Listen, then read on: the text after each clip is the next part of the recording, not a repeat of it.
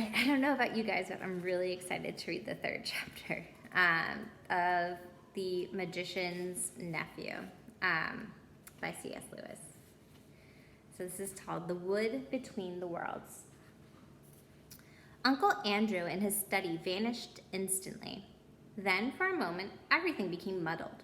The next thing Diggory knew was that there was a soft green light coming down on him from above and darkness below. He didn't seem to be standing on anything or sitting or lying. Nothing appeared to be touching him. "I think I'm in water," said Diggory. "Or underwater?" This frightened him for a second, but almost at once he could feel that he was rushing upwards. Then his head suddenly came into the air and he found himself scrambling ashore, out on a smooth grassy ground at the edge of the pool. As he rose to his feet, he noticed that he was neither dripping nor panting for breath, as anyone would expect after being underwater. His clothes were actually perfectly dry. He was standing by the edge of a small pool, not more than 10 feet from side to side in a wood. The trees grew so close together and were so leafy that he could not get a glimpse of the sky. All the light was green light that came through the leaves, but there must have been some very strong sun overhead, for this green daylight was bright and warm. It was the quietest wood you could possibly imagine. There were no birds, no insects, no animals, and no wind. You could almost feel the trees growing. The pool he had just gotten out of was not the only pool. There were dozens of others, a pool every few yards, as far as his eyes could reach. You could almost feel the trees drinking up the water from their roots. This wood was very much alive. When he tried to describe it afterwards, Diggory always said it was a rich place, as rich as a plum cake. The strangest thing was that, almost before he looked about him, Diggory had half forgotten how he had come there. At any rate, he was certainly not thinking about Polly or Uncle Andrew or even his mother. He was not in the least bit frightened or excited or curious. If anyone had asked him, "Where did you come from?" he probably would have said, "I've always been here," because that is what it felt like, as if he had always been in that place and never had been bored, although nothing had ever happened.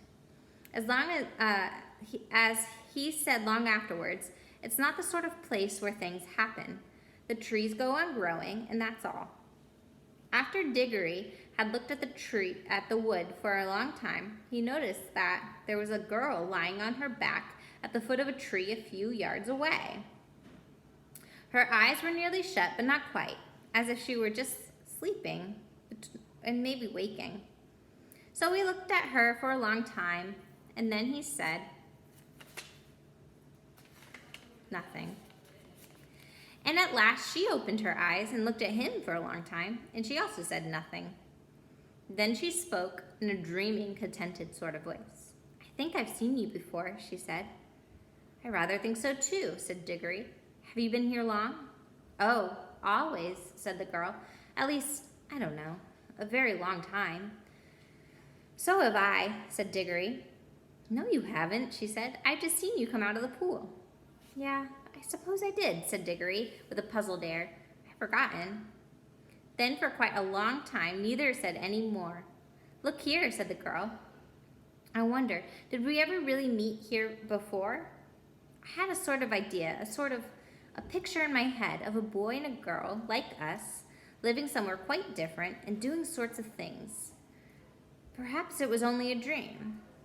"I think I've had the same dream," said Diggory, "about a boy and a girl living next door, and something about crawling among rafters, and I remember the girl had a dirty face."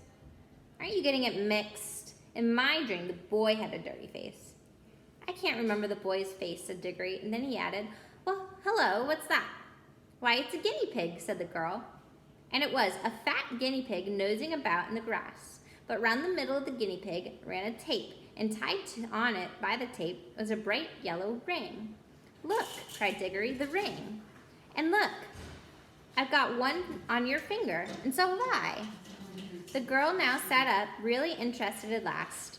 They stared very hard at one another, trying to remember. And then, at the exact same moment, she shouted, "Mr. Ketterly?"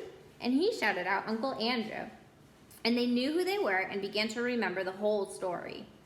After a few minutes of hard talking, they got it straight. Diggory explained how beastly Uncle Andrew had been. "Well, what do we do now?" said Polly. "Take the guinea pig and go home?" "There's no hurry," said Diggory with a huge yawn. "I think there is," said Polly. "This place is too quiet. It's so dreamy. You're almost asleep. If we once give in to it, we shall just lie down and drowse forever and ever." "It's very nice here," said Diggory. "Well, it is," said Polly, "but we've got to get back." She stood up and began to go cautiously toward the guinea pig, but then she changed her mind. "We might as well leave the guinea pig," she said. "It's perfectly happy here, and your uncle will only do something horrid to it if we take it home." "I bet he would," said Diggory. "Look at the way he's treated us. By the way, how do we get home?" "Go back into the pool, I expect." They came and stood at the edge, looking down into the smooth water. It was full of the reflection of the green, leafy branches that made them look very deep into it. "We haven't any bathing things," said Polly. "We don't need them, silly," said Diggory. "We're going in with our clothes on. Don't you remember it didn't get us wet on the way up?" "Can you swim?" "A bit, can you?" "Well, not much." "I don't think we need to swim," said Diggory. "We want to go down, though, don't we?" Neither of them liked the idea of jumping into the pool, but neither said so to the other. They took hands and said 1, 2, 3, and then jumped. There was a great splash, and of course they closed their eyes, but when they opened them again, they found they were still standing hand in hand in that green wood and hardly up to their ankles in the water. The pool was apparently only a couple inches deep. They splashed back onto the dry ground. "What on earth has gone wrong?" said Polly in a frightened voice, but not quite so frightened as you might expect, because it's hard to feel really frightened in that wood. The place is just too peaceful. "Oh, I know," said Diggory. "Of course, it won't work. We're still wearing the yellow rings. They're for our outward journey, you know. The green ones take you home. We must change rings. Have you got any pockets? Good. Put your yellow ring in your left. I've got 2 greens. Here's one for you." But they put their green rings and came back to the pool. But before they tried another jump, Diggory gave a long, "Oh!"